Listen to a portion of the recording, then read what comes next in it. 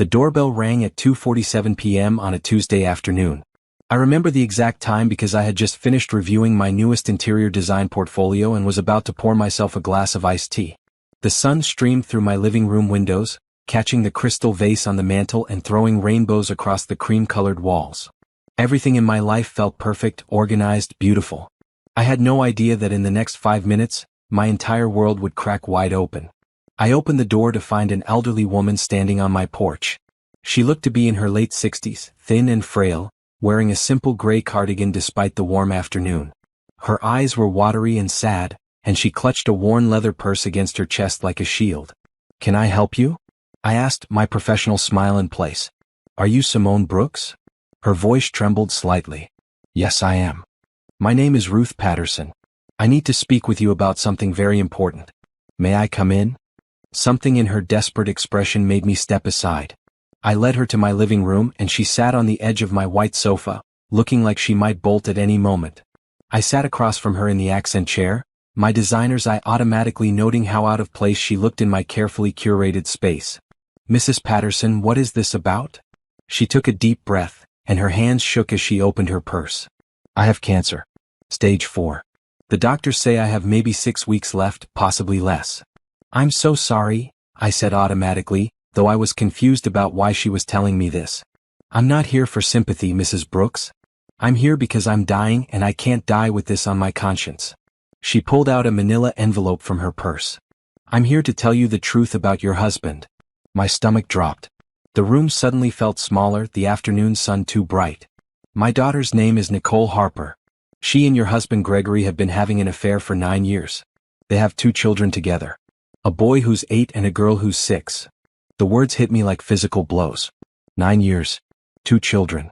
I opened my mouth but no sound came out. Mrs. Patterson continued, tears now streaming down her weathered cheeks. "I know this is terrible to hear. I've struggled with whether to tell you for years. But I'm dying and I can't leave this world knowing that you're living a lie. You deserve to know the truth. You're lying." My voice sounded far away like someone else was speaking. "Gregory wouldn't. We've been married for 12 years. We've built a life together. I wish I was lying, Mrs. Brooks. I truly do." She opened the envelope and spread photographs across my coffee table. "This is my daughter Nicole with your husband. These are their children, Brandon and Sophie." I stared at the photos. Gregory's arm around a younger woman with blonde hair. Gregory holding a baby. Gregory pushing a little girl on a swing. Gregory at a birthday party, a boy blowing out candles while Gregory stood behind him, hands on the child's shoulders. The room started to spin. I gripped the armrest of my chair. "How?" I whispered. "They met at a business conference in Atlanta 9 years ago. Nicole worked for the catering company. Gregory pursued her, told her he was separated, going through a divorce. By the time she realized he was lying, she was already pregnant with Brandon. He convinced her to keep the baby, promised he would leave you. He never did. Why are you telling me this now?" I asked, my voice harder than I intended. Mrs. Patterson met my eyes. "Because there's more and you need to know all of it before I die. Your husband has been supporting them financially. He bought Nicole a house in Riverside. He pays for the children's private school, their health insurance, everything. He's been taking money from your joint accounts for years." The ice in my veins turned to fire. "What?" "He set up separate accounts. He's been transferring money every month. Thousands of dollars. Maybe more. I don't know all the details, but Nicole has mentioned over the years how generous he is, how he takes care of them." I stood up abruptly, pacing to the window. Outside, the neighborhood looked exactly as it had an hour ago. Mrs. Henderson was walking her dog. The mailman was making his rounds. But inside my house, inside my life, everything had changed. "Why would Nicole let you come here?" I turned to face her. "Nicole doesn't know I'm here. She would be furious if she found out. But I can't die knowing what I know and leaving you in the dark. I've watched you sometimes, Mrs. Brooks. I've seen you at the grocery store, at church. You seem like a good person. You don't deserve this." "How long have you known?" "From the beginning. I told Nicole it was wrong. I told her to end it, especially after she found out he lied about being married. But she loves him. Or she thinks she does. And those children, they're my grandchildren. I love them. But this whole situation is built on lies and betrayal." I sat back down, my legs suddenly unable to hold me. "Does anyone else know?" "Nicole's best friend knows. Maybe some of the other mothers at the children's school, though Nicole tells them Gregory travels for work, that's why he's not around much. Your husband has been living 2 lives, Mrs. Brooks. 2 complete lives. I looked at the photographs again. The little boy had Gregory's nose. The little girl had his eyes. The evidence was irrefutable, staring up at me from my own coffee table. Why now? I asked again. Why not last year or 5 years ago? Because I'm dying and I'm scared. I'm scared of facing whatever comes next with this burden on my soul. I enabled this by staying silent. I helped him hurt you by not speaking up. Maybe this is selfish, maybe I'm just trying to ease my own conscience before the end. But you deserve to know the truth. She stood up slowly, her movements painful and deliberate. There's one more thing you should know. The house he bought for Nicole? It's worth about $400,000. The children's school costs $30,000 a year. Plus there's been vacations, cars, medical expenses. I estimate he spent close to $1 million on them over the years. Maybe more. $1 million. My hands clenched into fists. We had talked about expanding my design business. Gregory always said we couldn't afford it, that we needed to be careful with money. All while he was building a second family with money that was half mine. I'll leave these photos with you, Mrs. Patterson said softly. There's also a flash drive in the envelope with more pictures, some text messages Nicole saved, receipts. Everything I could gather. I'm sorry, Mrs. Brooks. I'm so terribly sorry. She walked toward the door and I followed numbly. At the threshold she turned back to me. My daughter is not a bad person. She made terrible choices, but she's not evil. Neither is your husband, probably. But what they did to you is unforgivable. Don't let them convince you otherwise. Don't let them make you feel like you're overreacting or being unreasonable. You have every right to be angry. You have every right to want revenge. After she left, I stood in my doorway for a long time, watching her old sedan pull away from the curb. Then I closed the door, locked it, and walked back to the coffee table. I picked up the photographs one by one, studying each image. My husband's face, smiling at children who weren't mine. My husband's arms around a woman who wasn't me. My husband's money, my money, building a life I knew nothing about. I didn't cry. Not yet. Instead, I felt something cold and sharp settling in my chest. Determination. Clarity. Gregory would be home from work in 3 hours. I had 3 hours to decide how to handle this. 3 hours to figure out my next move. I picked up my phone and made the first call. Not to Gregory. Not to confront him. But to someone who could help me find out exactly how deep this betrayal went. The receptionist answered on the second ring. Jacobson and Associates, Private Investigations. How may I help you? I need to hire an investigator, I said, my voice steady. Today. As soon as possible. Of course. May I ask what this is regarding? I looked down at the photos spread across my coffee table. At my husband's secret life laid bare in glossy print. Infidelity, I said. And financial fraud. I didn't sleep that night. How could I? Gregory came home at 6:30, kissed my cheek like he did every evening, asked about my day like nothing was wrong. I smiled and told him it was fine, then served the dinner I had somehow managed to prepare despite my hands shaking the entire time. We ate pasta. We talked about his meeting with a new client. He complained about traffic. I nodded in all the right places, made appropriate comments, played the role of loving wife while my mind screamed with rage and questions. After dinner, he retreated to his home office to catch up on emails. I cleaned the kitchen, loaded the dishwasher, wiped down counters. Normal. Everything had to appear normal until I knew everything. The private investigator, Thomas Chin, wait, I can't use Chin. The private investigator, Thomas Morrison, had agreed to meet me the next morning at a coffee shop across town. I had transferred the photos from Mrs. Patterson's envelope to my phone, hidden the originals in my studio at the back of the house where Gregory never went. That night, lying next to my husband in our king-sized bed, I stared at the ceiling and thought about 9 years of lies.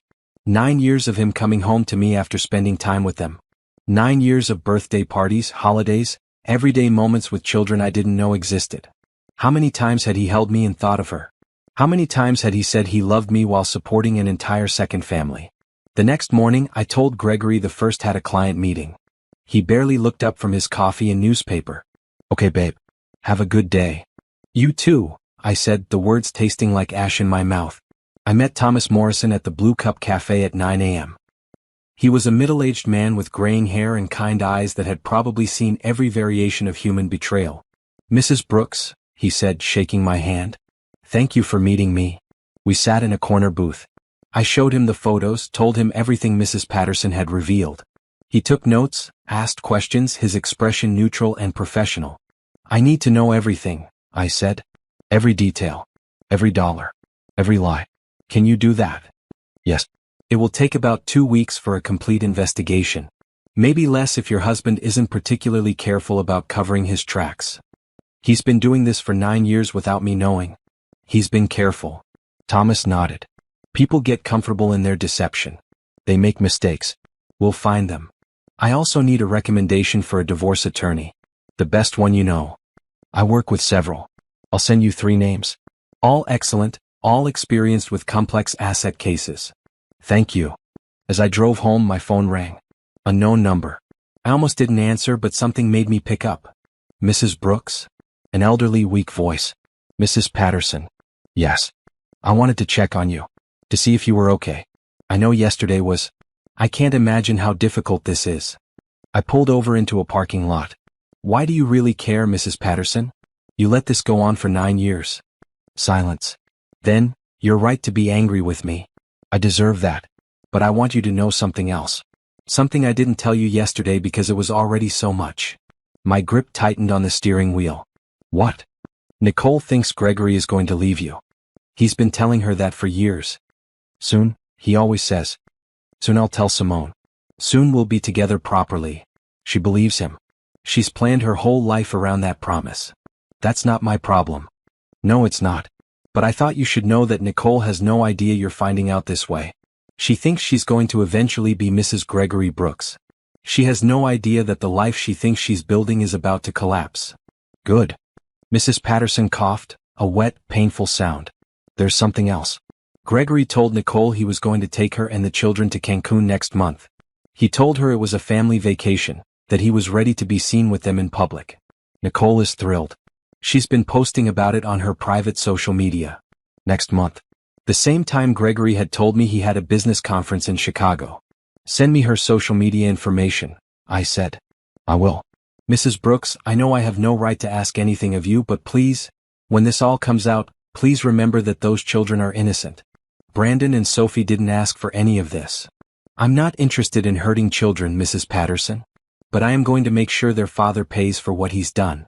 After we hung up, I sat in my car and finally let myself cry. Not sad tears. Angry ones. Hot, furious tears that blurred my vision and made my chest ache. Then I wiped my face, fixed my makeup, and drove to my studio. I had 3 design consultations that afternoon, and I would handle every single one with perfect professionalism. Because that's what I did. I was Simone Brooks, successful interior designer, respected businesswoman. I didn't fall apart. I got even. Over the next 2 weeks, Thomas Morrison did his job with impressive efficiency. Every few days he sent me updates. Photos of Gregory meeting Nicole at restaurants. Videos of him playing with the children at a park. Financial records showing transfers to accounts I'd never heard of. He found the house in Riverside. A beautiful 4-bedroom colonial with a 2-car garage and a swing set in the backyard. Worth $420,000. Purchased 6 years ago in Nicole's name, but with money traced back to Gregory's business accounts. He found the private school. Riverside Academy, one of the most expensive in the state.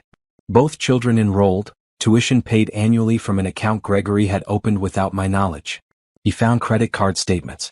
Jewelry for Nicole. Toys for the children. Furniture. Groceries. Utilities. Everything documented, time-stamped, proven. Thomas also found something else. Gregory had taken out a second mortgage on our house 3 years ago. $40,000. He told me nothing about it. That money had gone to renovating Nicole's kitchen. Our house. The house I had inherited from my grandmother. The house that was supposed to be mine, that I had put in both our names when we got married because I loved him and trusted him. He had used my house to improve his mistress's home. I met with the divorce attorney, Patricia Goldstein. She reviewed everything Thomas had gathered and smiled grimly. This is going to be very expensive for your husband, Mrs. Brooks. Very expensive indeed. We can prove adultery, financial fraud, misappropriation of marital assets. New York is an equitable distribution state, but given the circumstances, I'm confident we can get you considerably more than half. I want everything I'm entitled to, I said. Every single penny. You'll get it. On the 14th day, Thomas called me. I have everything you need. The The full report is ready. There's just one more thing you should know. What? Your husband has been looking at engagement rings. For Nicole. I have photos of him at a jewelry store last week. The sales associate confirmed he put a deposit on a 3-carat diamond ring. An engagement ring. While still married to me. Thank you, Thomas.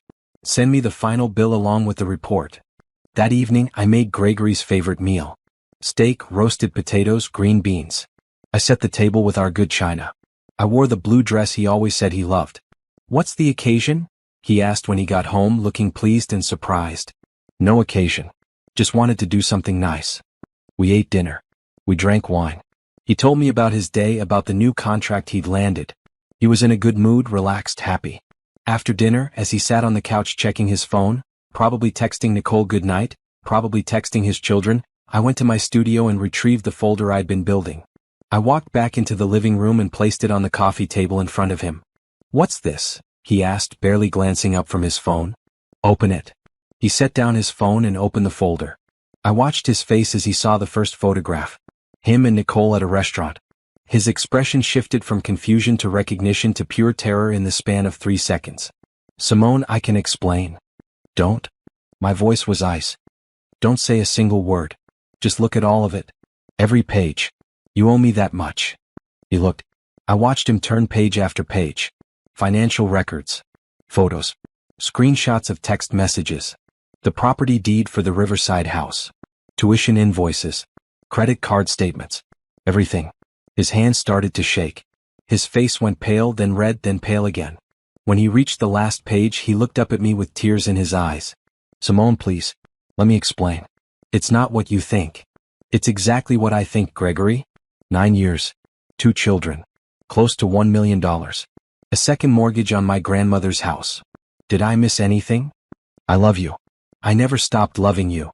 You have a funny way of showing it. He stood up, reaching for me. I stepped back. Don't touch me. Don't ever touch me again. Simone, please. Nicole. She was a mistake. A terrible mistake that got out of control. But you're my wife. You're the one I love. We can work through this. I laughed, bitter and cold. Work through this? You have 2 children with another woman, Gregory. You bought her a house. You were about to buy her an engagement ring. While married to me. His eyes widened. How did you? I know everything. Every single thing. And now you're going to pack a bag and leave. Tonight. This is my house too. Actually, this was my grandmother's house. And according to my attorney, given what you've done, there's a very good chance I'll be keeping it. All of it. But we'll let the courts decide that. For now, you need to leave. I'm not leaving. We need to talk about this. I pulled out my phone. I have a lawyer on speed dial. I can also call the police if you prefer. You have 30 minutes to pack a bag. After that, I'm changing the locks.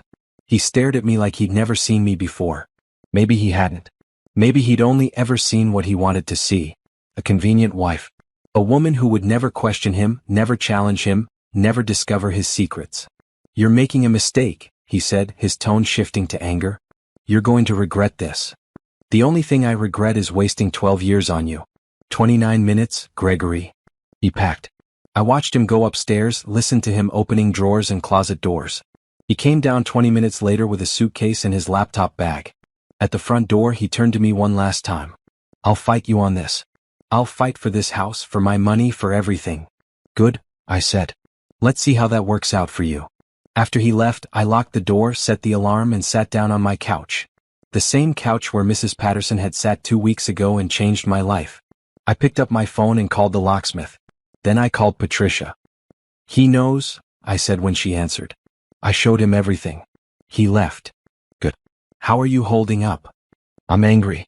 I'm hurt. But I'm also ready. Let's end this marriage and make him pay. Consider it done, Mrs. Brooks. Consider it done. The locksmith came at 7 a.m. the next morning. By 8, every lock on every door had been changed. I stood on my front porch with the new keys in my hand, feeling a small measure of control return. Gregory called 17 times that day. I didn't answer. He sent 23 text messages. I didn't read them. He showed up at the house at noon. I didn't open the door. He shouted through the door that this was his house too, that I couldn't just lock him out. I texted him a photo of the restraining order Patricia was filing that afternoon. He left. Patricia moved quickly. Within 3 days, Gregory had been served with divorce papers at his office. She told me later that he went white as a sheet when the process server handed him the folder in front of his colleagues. The papers detailed everything: adultery, financial misconduct, fraud, misappropriation of marital funds. I was asking for the house, my business, half of all assets, and reimbursement for every penny he'd spent on Nicole and the children. He hired a lawyer. Some slick guy named Robert Winters who thought he could intimidate me. He couldn't. What Gregory and his lawyer didn't know was that I wasn't done investigating. Not by a long shot. I went through every file in Gregory's home office. Every receipt, every document, every scrap of paper. I found more bank statements, more evidence of transfers. I found emails he'd printed out, sweet messages between him and Nicole talking about their future together. I photographed everything. I scanned everything. I created a digital archive that would make it impossible for him to hide anything in court. I also did something else. I hired a forensic accountant. Her name was Dr. Beverly Torres, and she specialized in uncovering hidden assets in divorce cases. Most cheating spouses try to hide money, she told me during our first meeting. They think they're clever. They're usually not. Dr. Torres worked magic. Within a week, she found 3 more accounts I didn't know about. Small amounts in each, but together they added up to almost $70,000.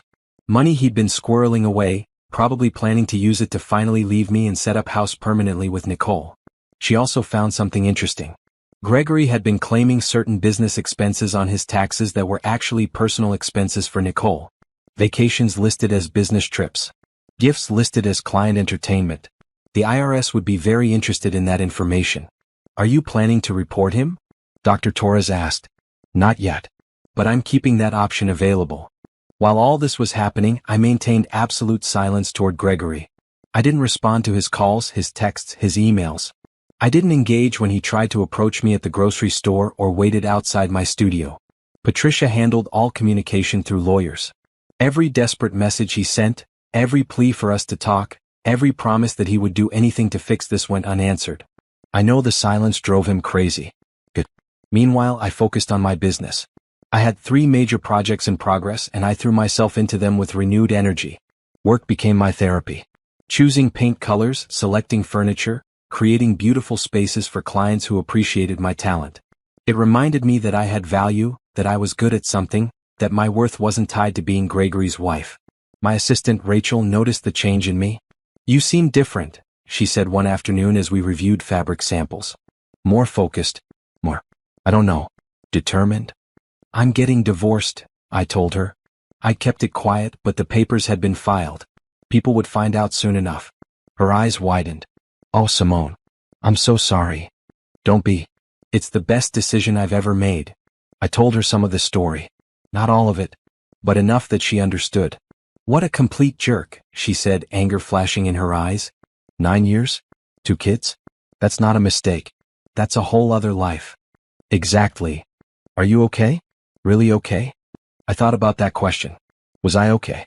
My marriage was over. My husband had betrayed me in the worst possible way. I'd wasted 12 years on a man who didn't respect me enough to be faithful. But I was also free. Free to make my own choices. Free to build a life that was truly mine. Free from lies. I'm getting there, I said honestly. 3 weeks after Gregory moved out, I got a call from an unknown number. I almost didn't answer, but something made me pick up. Simone Brooks. A woman's voice, young, uncertain. Yes. This is Nicole Harper. My entire body tensed. How did you get this number? From Gregory's phone. Please don't hang up. I need to talk to you. We have nothing to discuss. Please. Just 5 minutes. I know you must hate me. You have every right to. But there are things you don't understand. Things about Gregory that you need to know. Against my better judgment, I stayed on the line. You have 3 minutes. Gregory told me you two were separated when we met. He said you were living apart, that the divorce was almost final. He showed me apartment listings, said he was looking for a place of his own. I believed him. That's not my problem. I know it's not. But when I found out I was pregnant with Brandon, when I found out he'd lied about being separated, I tried to leave. He begged me not to. He said he loved me, that he was going to leave you, that he just needed time to do it right. I was young and stupid and I believed him. You stayed with him for 9 years, Nicole. You had another child with him. Don't pretend you're a victim here. I'm not. I'm just trying to explain that I never meant to hurt you. I didn't even know you existed for the first 6 months. Is there a point to this call? Silence. Then, Gregory told me you filed for divorce. He told me it's because you found out about us. He's been calling me constantly, saying he needs money, that his lawyer is expensive. He wants me to help pay for his legal fees. I almost laughed. And? I don't have that kind of money. Everything I have, he gave me. The house is in my name, but he paid for it. I don't have savings. I have 2 kids and a job that barely covers groceries. I can't help him fight you even if I wanted to. Again, not my problem. He's getting desperate, Simone. He's talking about selling the house. My house. The house where my children live. He says he needs to liquidate assets to prepare for the divorce settlement. Now she had my attention. He can't sell that house. It's in your name. But he paid for it. His lawyer says that means he has a claim to it. That he can force me to sell it and split the proceeds. This was news to me. I made a mental note to tell Patricia about this development. Why are you telling me this? I asked. Because I thought you should know what kind of man he is. I thought when we got together it would be perfect. That we'd finally be a real family. But he's not the man I thought he was. He's not the man he pretended to be with either of us. You're just figuring this out now? I guess I didn't want to see it before. But now, with everything falling apart, I can see it clearly. He's selfish. He's a liar. He used both of us. Nicole, I appreciate the call, I guess.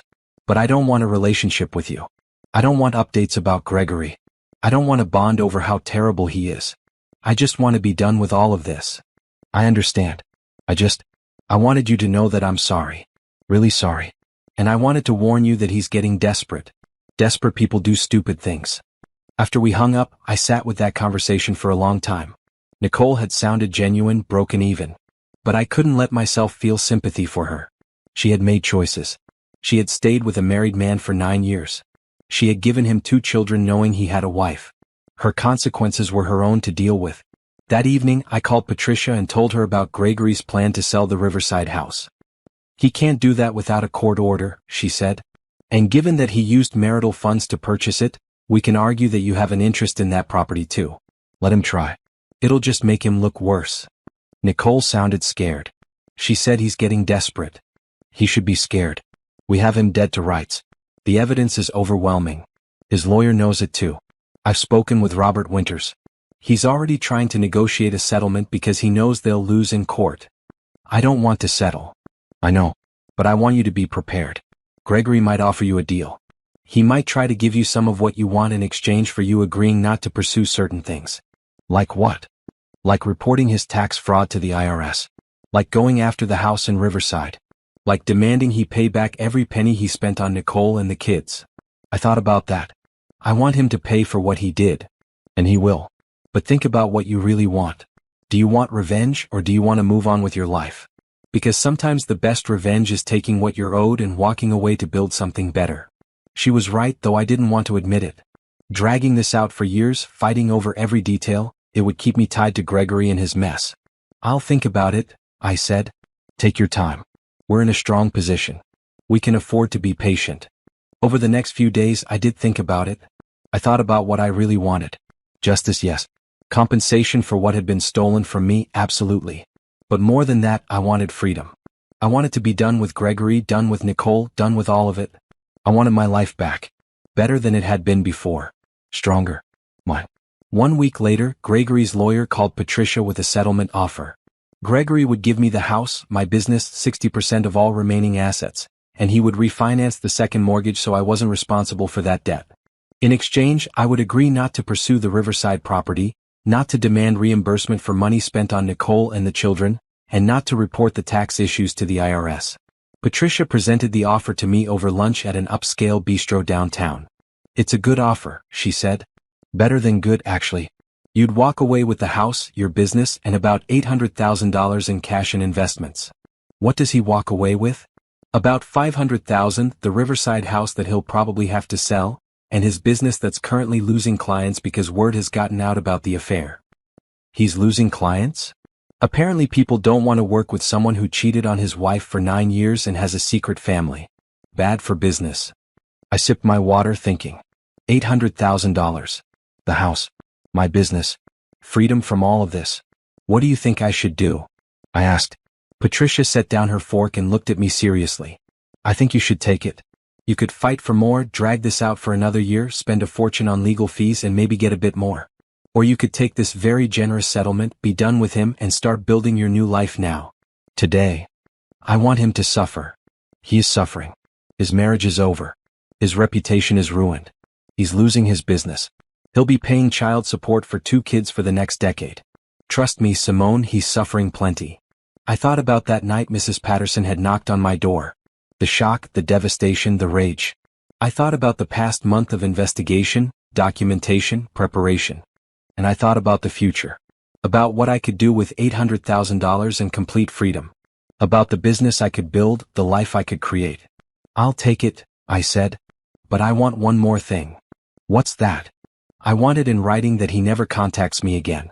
No calls, no texts, no emails, no showing up at my home or business. Complete no contact. If he violates it, the settlement is void and we go back to court for everything. Patricia smiled. I can make that happen.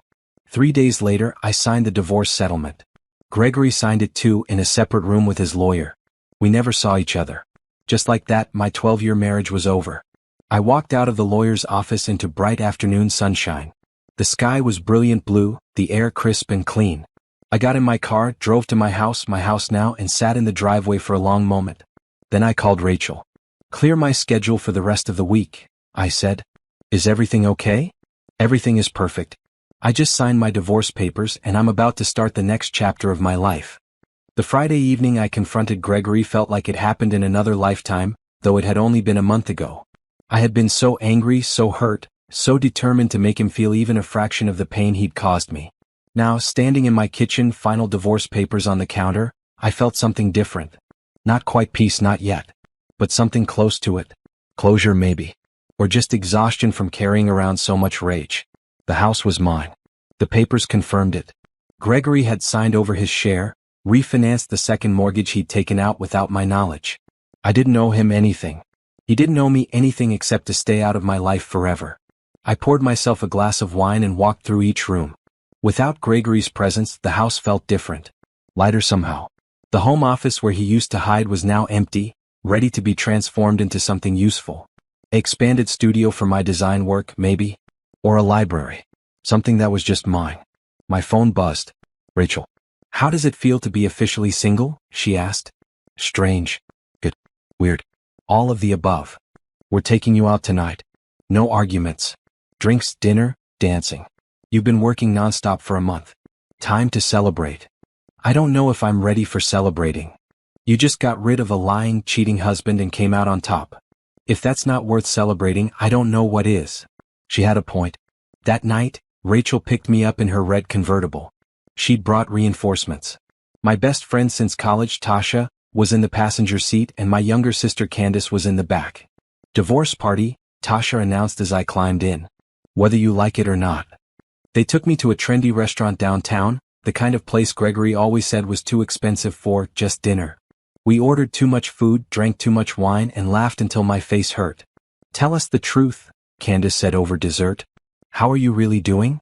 I thought about that. I'm angry, I admitted. Not at what happened exactly. More at the time I wasted. 12 years, Candace. 12 years with someone who was living a completely different life behind my back. But you got out, Tasha said firmly. That's what matters. Some women stay. Some women forgive. You didn't. You stood up for yourself. Mrs. Patterson helped, I said quietly.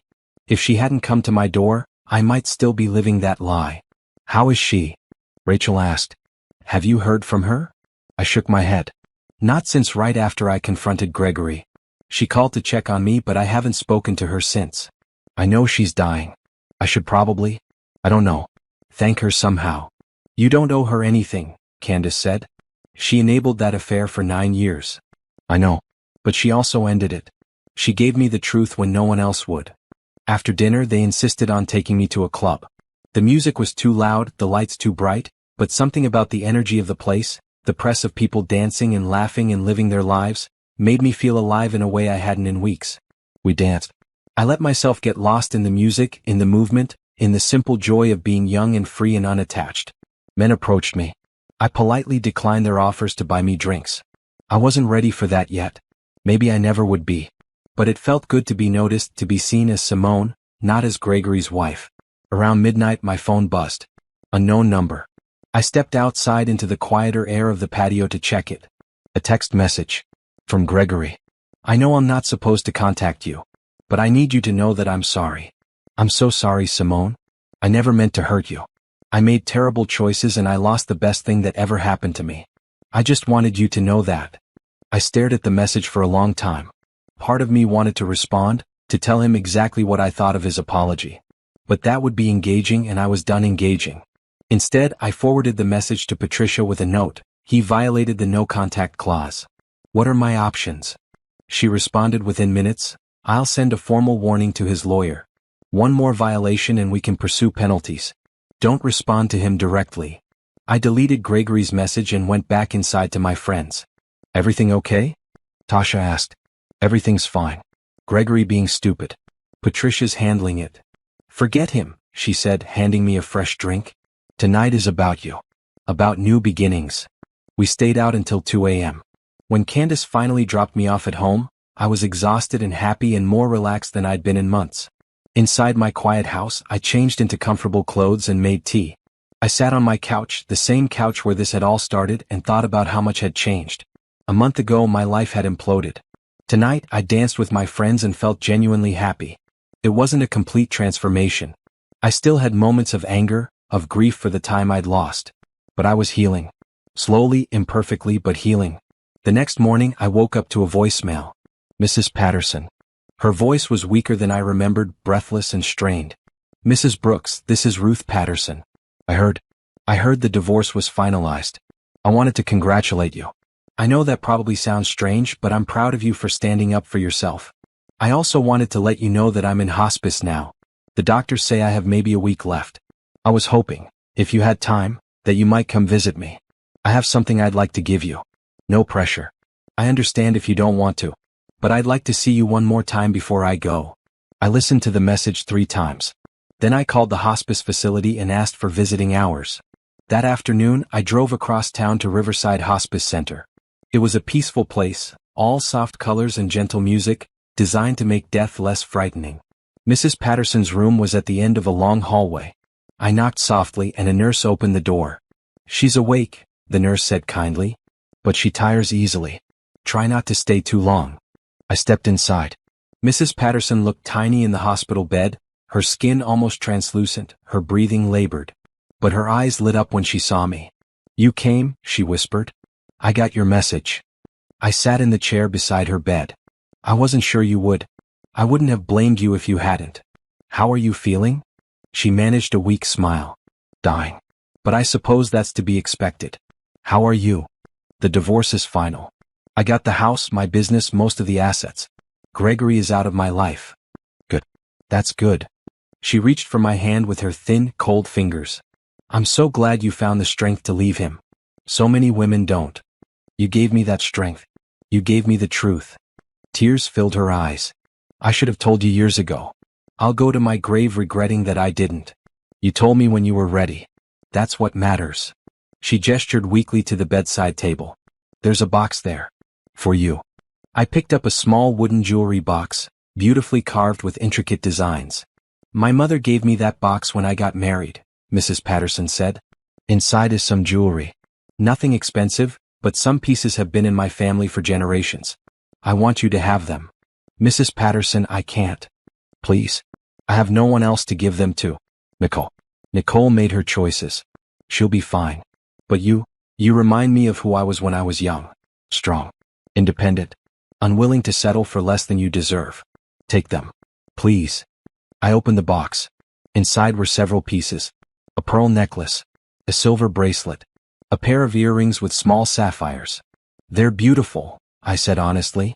There's also something else in there. An envelope. I found it tucked beneath the jewelry. Inside was a check for $10,000. Mrs. Patterson, this is too much. It's nothing compared to what you lost. But it's all I have to give. Use it for something good. Something that makes you happy. I didn't know what to say. This woman, who owed me nothing, who had enabled my husband's affair for years, was giving me her family heirlooms and her life savings. Why? I asked. Why are you doing this? Because you deserved better than what happened to you. Because I helped Gregory hurt you by staying silent. And because in another life I think you and I could have been friends. You have a strength I always admired but never possessed. We sat together for a while longer, not saying much. Just being present. When the nurse came to tell me visiting hours were over, I stood to leave. Thank you, I said. For everything. For telling me the truth. For this gift. For caring. Live a good life, Simone Brooks. A full life. Don't let what Gregory did make you bitter or afraid to trust again. You have so much living ahead of you. I will. I promise. I never saw her again. 3 days later, Candace called to tell me she'd seen the obituary in the newspaper. Ruth Marie Patterson, age 68, had passed away peacefully at Riverside Hospice. The funeral was small. I stood in the back, not wanting to intrude. Nicole was there with her 2 children, both dressed in dark colors, looking lost and scared. Gregory stood beside her, his hand on her shoulder. They looked like what they were. A broken family built on lies, facing an uncertain future. I didn't stay for the reception. I'd paid my respects. That was enough. That evening, I put on the pearl necklace from Mrs. Patterson's jewelry box. I looked at myself in the mirror, and for the first time in months I liked what I saw. Not Gregory's wife. Not someone's victim. Just Simone. Strong, successful, free. I used the $10,000 to expand my design studio. New equipment, new software, a website redesign. I was building something. Something that was entirely mine. And slowly, day by day, I was becoming someone I was proud to be. Gregory's text message wasn't the last time he tried to contact me. Despite Patricia's formal warning to his lawyer, despite the no-contact clause in our divorce settlement, he found ways to reach out. He sent letters to my studio. Long, rambling apologies that promised he had changed, that he realized what he'd lost, that he would spend the rest of his life making it up to me if I'd just give him another chance. I forwarded every letter to Patricia unopened. He sent flowers to my house. Expensive arrangements with cards that said things like, "I'll always love you," and "You're the only one who matters." I donated the flowers to the local hospital and sent Patricia photos of the cards. He created new email addresses when I blocked the old ones.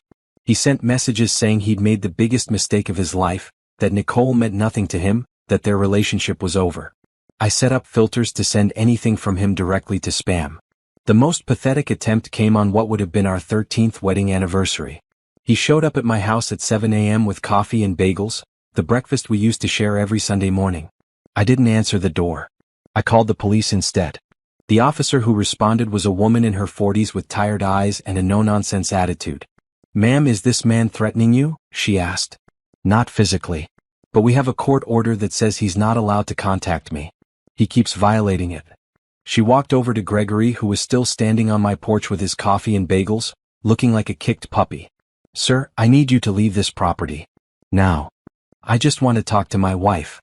"Ex-wife," I called from behind the screen door. "Sir, you have a no-contact order. You're in violation. Leave now or I'll have to arrest you for harassment." Gregory finally left, but not before shooting me a look that was equal parts hurt and anger. Like I was the one being unreasonable.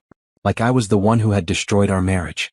After the police officer left, I made myself breakfast and tried not to let Gregory's desperation get to me. But it was hard. Part of me, a small, stupid part, felt guilty. He looked so broken, so genuinely sorry. Then I remembered the 9 years of lies. The 2 children he'd hidden from me. The $1 million of our money he'd spent on another woman. The engagement ring he'd been planning to buy Nicole while still married to me. The guilt disappeared. That afternoon, Nicole called me. Again. "Please stop giving my number to people," I said as soon as I answered. "I got it from Gregory's phone again. I'm sorry. But I need to talk to you. Nicole, I told you. We have nothing to discuss. Gregory is losing it. He's been calling me constantly, crying, saying he made a mistake. He wants to get back together with you. That's between you and him." "No, it's not. Because he told me that if you won't take him back, then he wants to try to make things work with me and the kids. He's using me as a backup plan, Simone. Just like he always has. And you're just figuring this out now?" Silence. Then, I told him we're done. I told him I don't want to be with someone who's clearly in love with someone else. Someone who only comes to me when you won't have him. "Good for you." He got angry. Really angry. He said I was being ungrateful, that he's given me everything that I owe him. You scared me, Simone. He's never talked to me like that before. I sat up straighter. Did he threaten you? Not exactly. But the way he looked at me? I don't know. I've never seen him like that. I thought you should know. In case he tries something with you. If he threatens you, call the police. Don't wait, don't try to handle it yourself. Just call them. Okay. I will. She paused. I know you don't want my apologies or my explanations. But I am sorry. For all of it. You didn't deserve what we did to you. After we hung up, I called Patricia. Gregory's getting more unstable, I told her. Nicole called and said he's acting strange. Angry. I'm worried he might do something stupid. Has he threatened you directly? No. But he showed up at my house this morning. I had to call the police. Good. That's a second violation of the no contact order. I'm going to file for a formal restraining order. It'll have more teeth than the clause in the divorce settlement. Do you think he's dangerous? Patricia was quiet for a moment. Honestly, I think he's desperate and humiliated. His life has fallen apart. His wife left him, his mistress left him, he's losing his business. Men like Gregory don't handle that well. They lash out. Great. Be careful, Simone. Vary your routine. Don't go places alone if you can help it. And if he contacts you again, call the police immediately. Don't try to handle it yourself. That conversation left me unsettled. I'd been so focused on moving forward, on building my new life, that I hadn't considered Gregory might actually become a problem. I told Candace, who immediately insisted on staying with me for a while. You're not dealing with this alone, she said, showing up that evening with a suitcase. I'll stay until he calms down or until the restraining order goes through. Whichever comes first. Having my sister there helped. The house felt less empty, less vulnerable. We fell into an easy routine. Candace worked from home during the day while I went to client meetings. In the evenings we cooked dinner together, watched movies, talked about everything except Gregory. How's the business going? She asked one night over pasta. Really well, actually. I landed 2 major contracts this month. One's a full house renovation, the other is a boutique hotel redesign. That's amazing. I'm so proud of you. Thanks. Feels good to focus on work. To have something that's entirely mine. Have you thought about dating yet? I nearly choked on my wine. Dating? Are you serious? My divorce was finalized 3 weeks ago. I know. I'm not saying you should jump into anything. But at some point you're going to want companionship again. I just want you to know that when you're ready, it's okay to be open to it. Right now, the only thing I'm open to is growing my business and enjoying my freedom. Fair enough. The restraining order was granted 2 days later. Gregory wasn't allowed within 500 feet of me, my home, or my business. He wasn't allowed to contact me through any means, including third parties. Patricia thought that would be the end of it. I wasn't so sure. I was right. A week after the restraining order went into effect, I got a call from my bank. Mrs. Brooks, this is Sandra from First National. I'm calling because there's been some unusual activity on your accounts.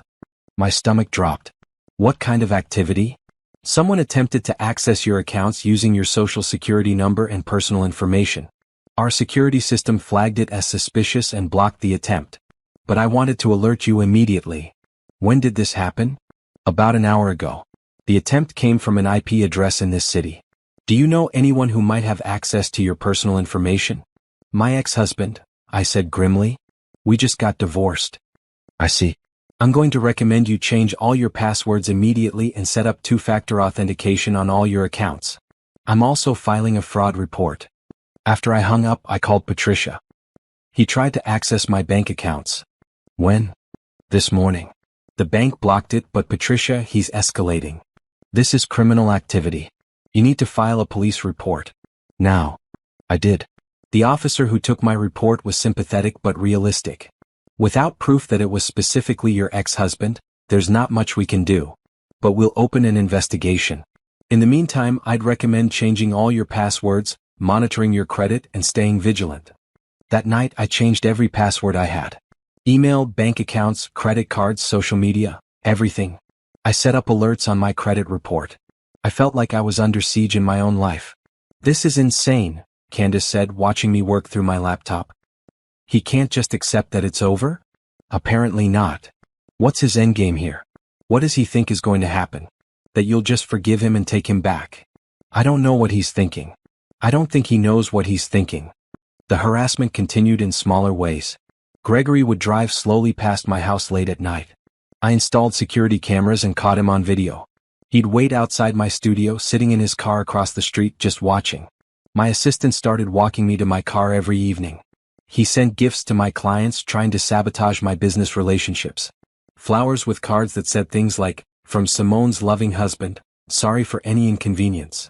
I had to call each client and explain the situation, humiliating myself over and over. Patricia filed more formal complaints.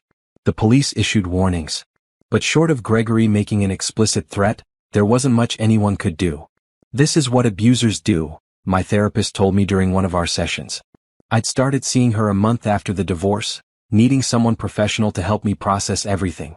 They can't handle losing control, so they try to maintain it in whatever ways they can. The good news is this usually burns out. He'll eventually realize it's not working and move on. And if he doesn't, then we escalate. But most of the time they give up. They find someone new to focus on. I hope she was right. Meanwhile, I refused to let Gregory's behavior control my life. I went to work every day. I met with clients. I designed beautiful spaces. I had lunch with friends. I took a weekend trip to the mountains with Candace. I was determined not to be a victim. Not to let him see me scared or weak. But at night, alone in my bed, I sometimes felt the fear creep in. What if he didn't stop? What if he got worse? What if his desperation turned into something more dangerous? Then I'd remember Mrs. Patterson's words, "Live a good life, Simone Brooks. A full life. Don't let what Gregory did make you bitter or afraid." I was trying. Every day I was trying. The turning point came from an unexpected source. 3 months after the divorce was finalized, Gregory's business partner, a man named Daniel Robertson, called me out of the blue. "Mrs. Brooks, you don't know me, but I need to talk to you about Gregory. I can't talk about my ex-husband. We have a court order." "I understand. But this isn't about your relationship. It's about the business. I think Gregory has been embezzling from our company, and I need your help to prove it." That got my attention. We met at a coffee shop the next day. Daniel was in his 50s, distinguished looking, clearly stressed. "Gregory and I started the consulting firm 8 years ago," he explained. "We've always been 50-50 partners. But about 6 months ago, I started noticing discrepancies in the books. Money going out that I couldn't account for. When I asked Gregory about it, he got defensive, said I was questioning his integrity. How much money are we talking about? Over the past 3 years? Close to $200,000. I let out a low whistle. I hired a forensic accountant to go through everything. She found systematic transfers to accounts I didn't recognize. When I confronted Gregory last week, he admitted he'd been taking money from the business. He said it was to support his other family, that he'd been desperate. Why are you telling me this? Because my lawyer says that if Gregory was using marital funds and business funds interchangeably, you might have information that could help my case. You went through a divorce. I'm assuming you had investigators, accountants looking into his finances. I thought about Dr. Beverly Torres and all the work she'd done uncovering Gregory's hidden accounts. I might be able to help, I said carefully. But I'll need to talk to my lawyer first. Patricia was thrilled when I told her. This is perfect. If Gregory's business partner is going after him for embezzlement, that's criminal. It's not just civil court anymore. Can I share our financial information with Daniel's lawyer? Absolutely.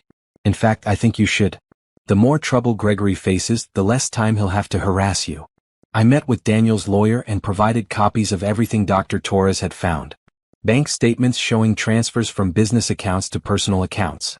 Credit card statements showing business expenses that were actually personal purchases for Nicole and the children. 2 weeks later, Daniel filed a lawsuit against Gregory for embezzlement and breach of fiduciary duty. He was asking for the $200,000 plus damages. Gregory's world started crumbling faster after that. His remaining clients started leaving when news of the lawsuit became public. No one wanted to work with a consultant who was being sued for stealing from his own business partner. He had to sell the house in Riverside to pay his mounting legal bills. Nicole and the children moved into a small apartment in a less expensive part of town. His lawyer withdrew from representing him, citing irreconcilable differences, which usually meant the client couldn't pay. Gregory tried to represent himself in Daniel's lawsuit. It went exactly as you'd expect. He was disorganized, emotional, unable to mount a coherent defense. The judge ruled against him within 3 months. He owed Daniel $200,000 plus legal fees. He didn't have it. Daniel's lawyer seized Gregory's business assets. His share of the consulting firm, his office equipment, everything. The business that Gregory had spent years building was gone. I heard all of this through the grapevine. Rachel had a friend who knew someone who knew Daniel. The small world of our city meant information traveled fast. He's basically broke now, Rachel told me over lunch one day. Living in a studio apartment, working some low-level sales job. It's kinda sad actually. I didn't feel sad. I felt relieved. With no money and no business, Gregory couldn't afford to keep harassing me. The late-night drive-bys stopped. The gifts stopped. The attempts to contact me stopped. He was too busy trying to survive to worry about winning me back. Nicole, meanwhile, was struggling in her own way. I heard through the same grapevine that she'd taken Gregory to court for child support. He was ordered to pay, but he didn't have the money. She was working 2 jobs to support Brandon and Sophie, barely making ends meet. Part of me felt a tiny bit of sympathy for her. But only a tiny bit. She'd made her choices. 6 months after the divorce, I ran into an old friend at a gallery opening. Christine had been in my wedding, but we'd drifted apart over the years. Simone, I heard about the divorce. I'm so sorry. Don't be. Best thing that ever happened to me. She looked surprised. Really? Really? Come on, let me show you around. I actually designed this space. The gallery was one of my recent projects. Clean lines, perfect lighting, minimal but impactful. One of my best works. As we walked through the space, Christine asked, "So what's next for you? Dating? Traveling?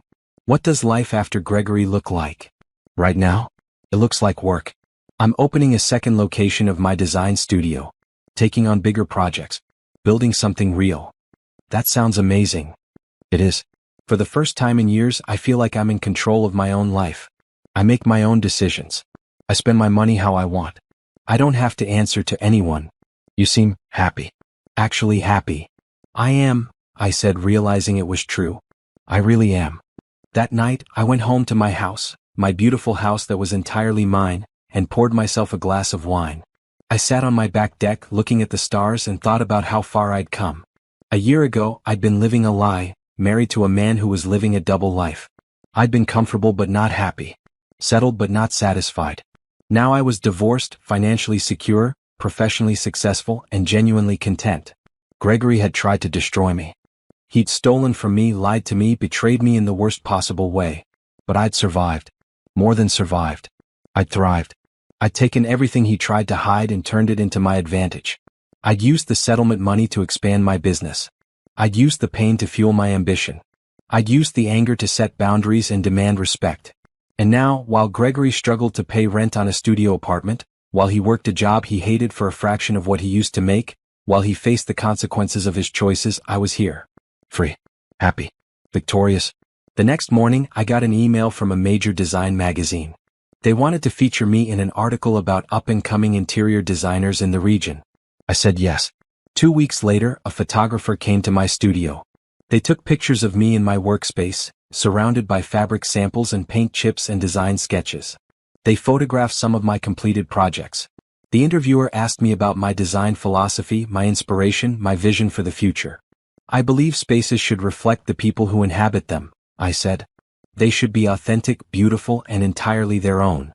No compromises. No settling for less than you deserve. That's a powerful philosophy. It's how I live my life now. In every aspect. The article came out a month later. A 4-page spread with beautiful photos and a glowing write-up of my work.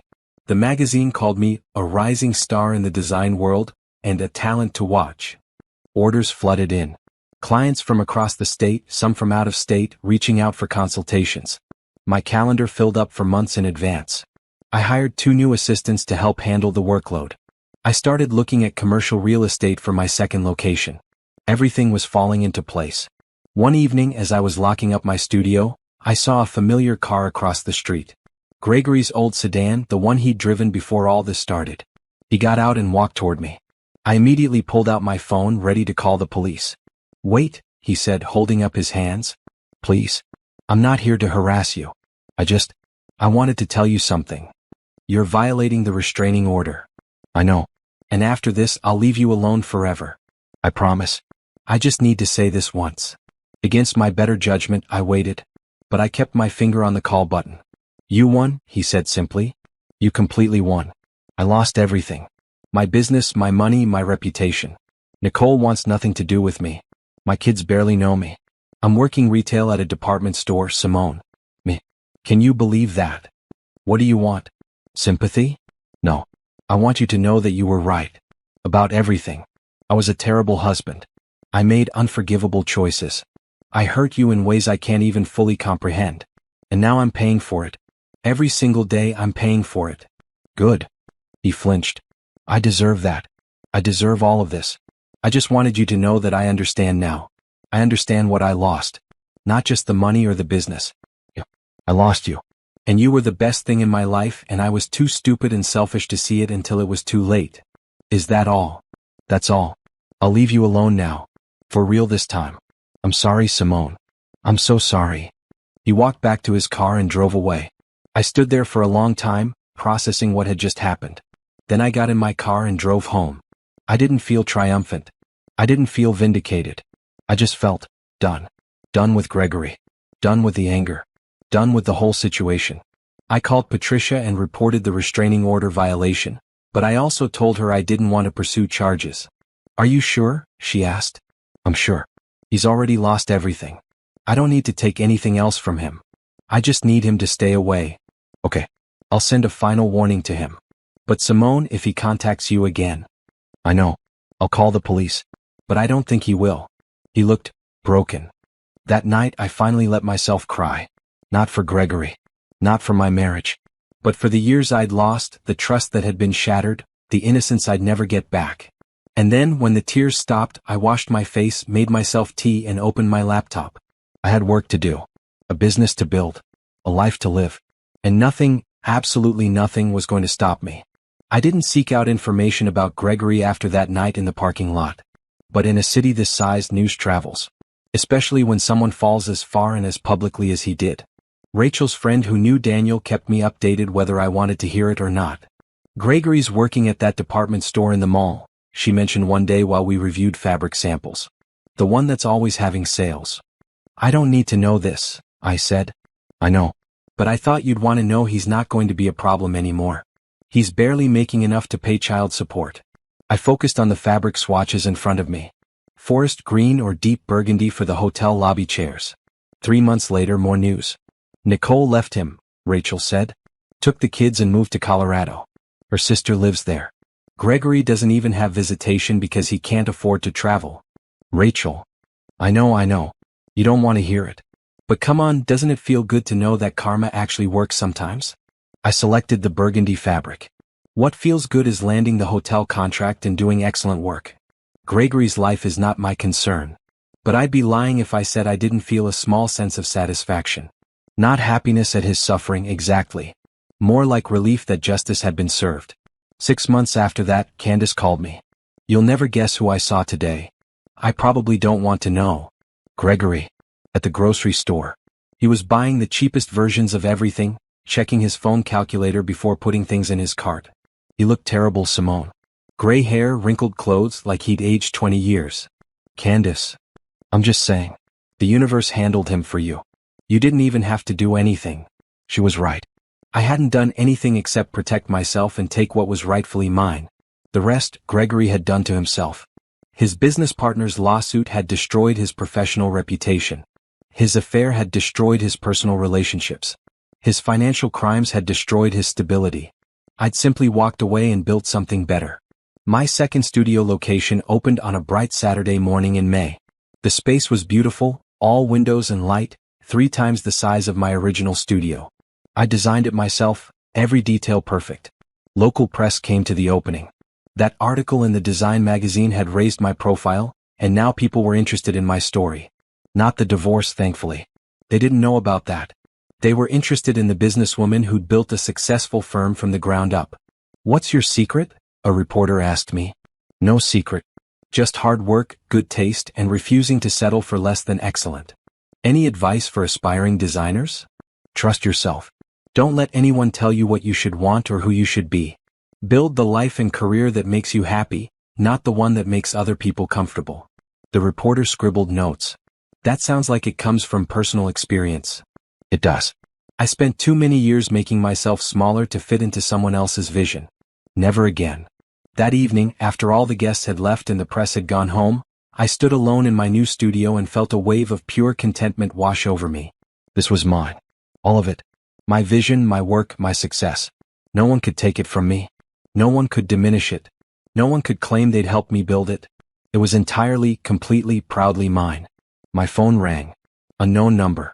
I almost didn't answer, but something made me pick up. Miss Brooks? This is Attorney Jennifer Walsh.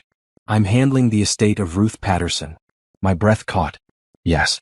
I'm calling because Mrs. Patterson left specific instructions in her will regarding you. She wanted me to contact you 6 months after her passing. It's been just over 6 months now. Okay. Mrs. Patterson left you a letter. She asked that I read it to you over the phone if you're willing to hear it. I sat down on one of the display couches. I'm willing. Papers rustled. Then Attorney Walsh began to read in a professional, measured tone. Dear Simone Brooks, if you're hearing this letter, I've been gone for 6 months. I hope that's been enough time for you to heal, to move forward, to build the life you deserve. I've thought about you often in these last weeks. Wondered if you'd hate me forever for enabling Gregory's deception for so long. Wondered if the truth I gave you was a gift or a burden. I want you to know that watching you handle your divorce with such strength and dignity has been one of the bright spots in these dark final months. You didn't crumble. You didn't beg him to stay. You stood up for yourself and demanded better. That takes courage that most people don't possess. I also want you to know that I'm sorry. Truly, deeply sorry for my role in your pain. I should have told you years ago. I should have forced Nicole to end the affair or told you myself. I let my fear and my love for my grandchildren keep me silent, and that was wrong. I hope you can forgive me. Not for my sake, I'll be gone when you hear this. But for your own sake. Carrying anger and resentment only hurts the person carrying it. Let it go.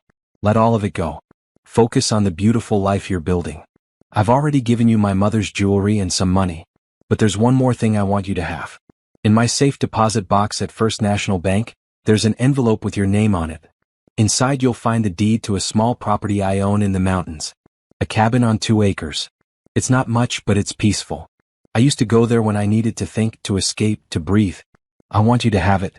Use it as a retreat. Sell it if you need the money. Do whatever you want with it. It's yours, free and clear.